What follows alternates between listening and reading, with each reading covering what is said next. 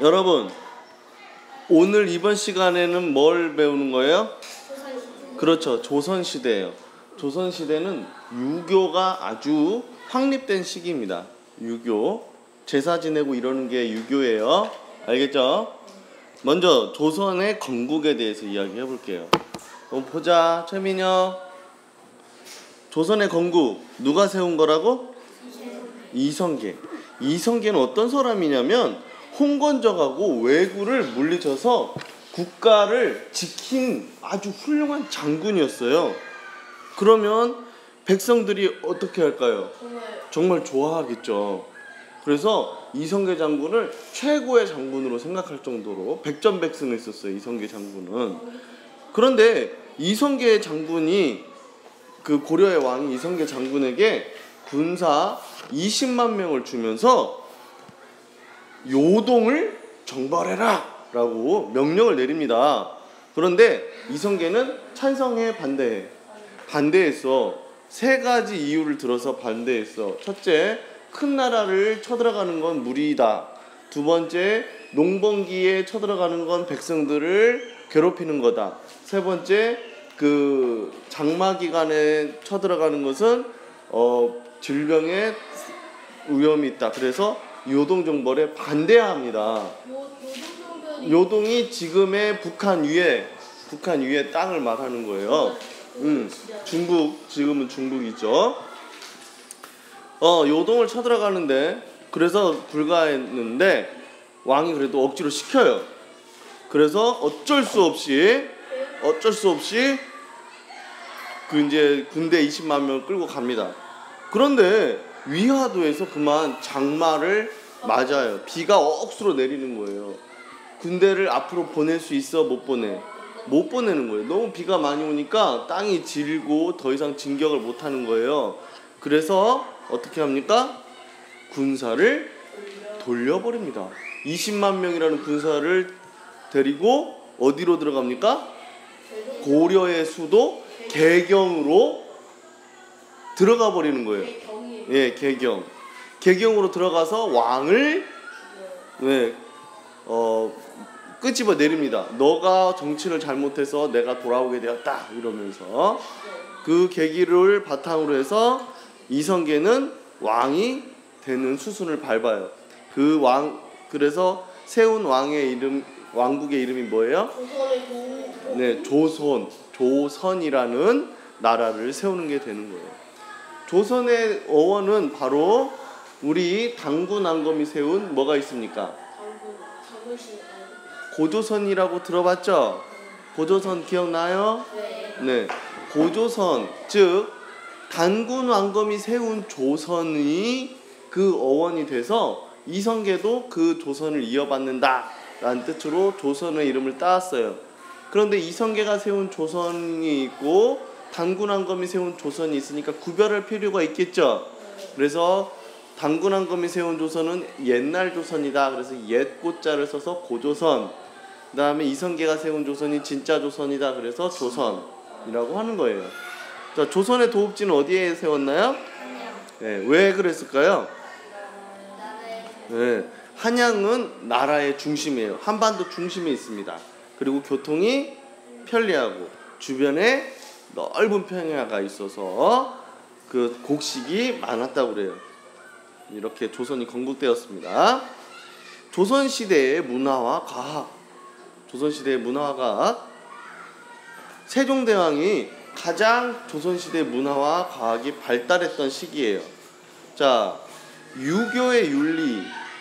이 유교의 윤리를 널리 펼치고 싶어요. 그러려면 뭐가 있어야 됩니까? 책이 있어야 돼요. 그 책이 바로 상감행실도라는 책입니다. 유교 경전이에요. 유교의 자세를 알려주는 교과서 상감행실도. 네.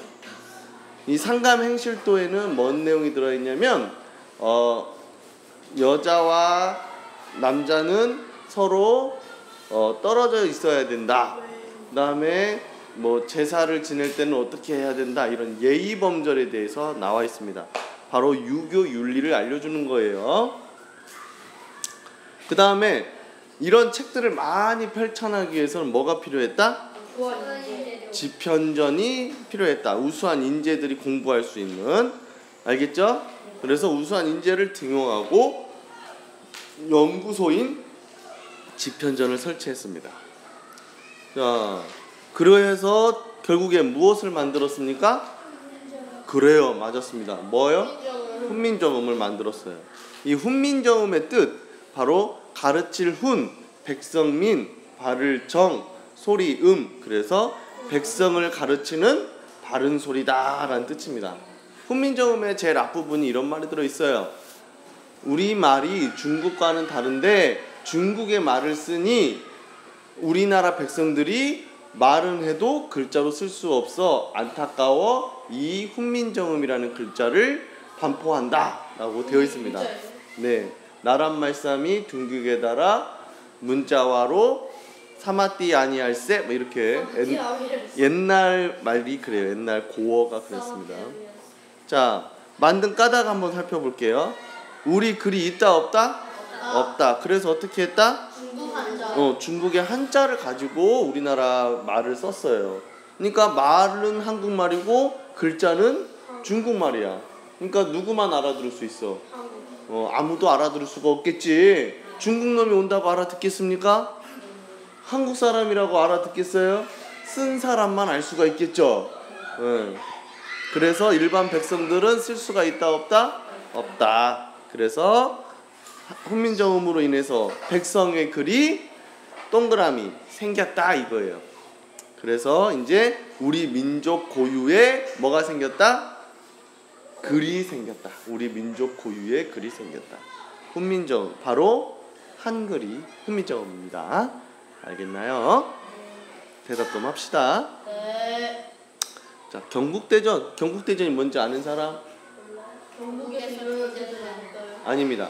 경국대전은 바로 조선시대 헌법이 바로 경국대전이에요.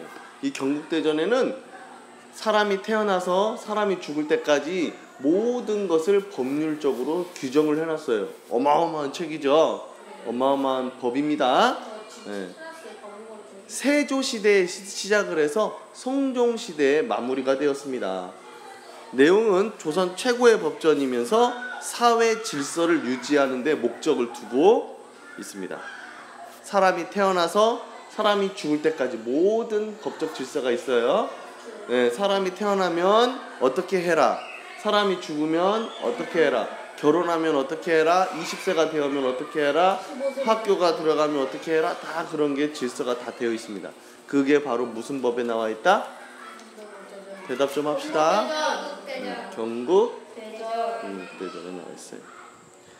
문화와 과학. 자, 과학기술이 엄청 발달을 했습니다. 조선시대에는 뭐가 발달했다? 과학기술.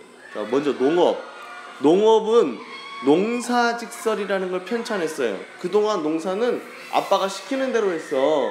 근데 아빠가 죽었어. 그러면 농사 지어 못 지어? 못 지었어요. 기술이 없으니까. 그래서 세종대왕이 농사직설을 편찬합니다. 아빠가 없어도 농사직설을 보고 농사를 지을 수 있어요. 심지어는 아빠보다 농사직설을 보고 하는 것이 더 농사가 잘 돼. 농사직설 내용이 뭐냐면 3월에는 무엇을 해라. 3월에는 땅을 갈아라. 4월에는 물을 대어라. 5월에는 이삭을 지어라. 이런 게 다 들어 있습니다. 아빠가 죽기 전에 아들한테 가르쳐주는 거니까? 아니, 가르쳐 주기 전에 죽으면. 그래서 농사직설이 바로 농사짓는 방법을 편찬한 겁니다. 그리고 양구일구라는 게 있습니다. 양구일구. 뭘 것 같아요? 양부일구. 뭘 것 같아요? 아니에요. 바로 해시계입니다. 해시계. 뭐라고요? 해시계. 그와 비슷하게 물시계가 있어요. 물시계. 뭐일까요? 물시계 이름이 뭘까요? 맞아요. 자경루입니다. 뭐라고요? 자경루. 혼천의라는 게 있는데 이 혼천의는 뭘까? 돈에 그려지는 혼천의가 뭘 것 같아? 바로 별자리를 알아보는 도구예요. 우리 지금은 별자리 뭘로 알아봤어요? 스마트 패드나 망원경이나 이런 걸로 알아봤죠. 그렇죠. 근데 이때는 혼천이라는 걸 개발을 해가지고 별자리를 알아봤대. 어떻게 알아요? 와, 신기하지. 그걸 어떻게 알아요? 다음 유교 전통의 질서 신분을 한번 보면, 먼저 조선의 유교 배경이 뭐냐면 유교가 나라의 근본이에요. 유교의 가르침을 사회 제도화 시킨 것이 바로 조선입니다. 사회 제도를 유교로 가르치는 게, 한양에는 성균관이라는 것을 만들어 가지고 유교를 알려줬어요. 지금의 대학교죠. 성균관. 지방에는 향교라는 걸 만들어서 유학을 장려했습니다. 향교. 서울에는 성균관이라는 국립대가 있고요. 지방에는 향교라는 지방 국립대가 있는 거예요. 그러니까 성균관이 지금으로 말하면 서울대, 향교는 지금으로 말하면 충북대학교, 이렇게 생각하면 좋을 것 같아요. 알겠죠? 그래서 삼강오륜이라는 것을 중시했습니다. 삼강. 바로 충성하고, 그 다음에 효도하고, 그 다음에 친구와 의리를 지키는 거, 이런 삼강이 있고요. 오륜, 5가지 윤리. 부모님을 공경해라, 어른들께 바르게 인사해라, 아이를 사랑해라, 스승을 아비처럼 여겨라, 이런 식으로 삼강오륜을 중시했다. 신분질서 한번 볼게요. 신분질서 크게 4가지가 있네요. 첫 번째는 양반. 고려시대에 뭐와 같을까?